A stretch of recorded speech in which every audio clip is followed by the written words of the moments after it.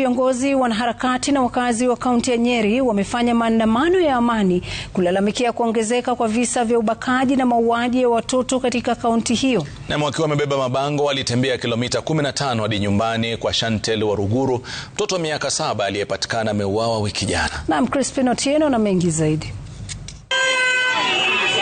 Jumamosi asubuhi, wenyeji wa Mathira wakiungana na viongozi na wanaharakati wa kutetea haki za kibinadamu waliamua kuonyesha ghadhabu yao kuhusiana na visa vya watoto kuuawa kinyama na wengine kubakwa na kuachwa na makovu ya maisha. Msafara huo ulioanza katika mji wa Karatina hadi katika kijiji cha Ratiti alikouawa mtoto wa miaka 7 Chantel Waruguru. Kwa mavazi meupe, kila mmoja alibeba bango na kulilia haki kwa watoto.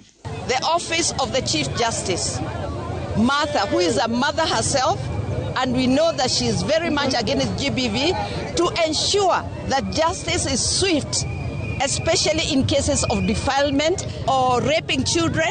And we also are saying the Sexual Offences Act, which is we want an act that says that we must have chemical castration for men who are caught defiling children, young girls. Msafara huo pia ukijumuisha familia za wale ambao waliwapoteza watoto wao kupitia dhuluma hizo. I have come to join the people of Madeira as an affected mother. I would not like to see any other parent going through what I went through. And I pray for the government to take these cases very fast, like the way my case with my child has gone. Aidha, chifu na manaibu wao vijijini wameshtumiwa kwa kukosa kuwachukulia hatua baadhi ya wahusika vijijini ambao mara nyingi hukwepa mitego ya sheria kwa kusuluhisha masuala ya dhuluma za kijinsia kinyumbani. To the Minister of Internal Security in Kenya, Mheshimiwa Murkomen, we are tired of some of your chiefs, because some of your chiefs are the ones who are preventing justice.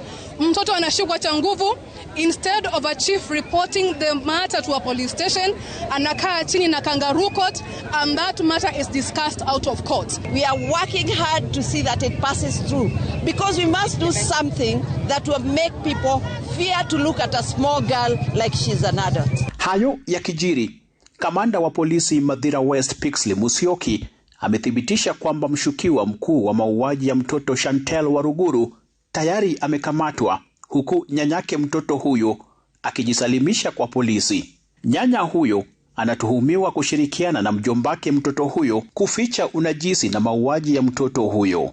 Washukiwa wanazuiliwa katika kituo cha polisi cha Kikuyu. Crispin Otieno, runinga ya Citizen.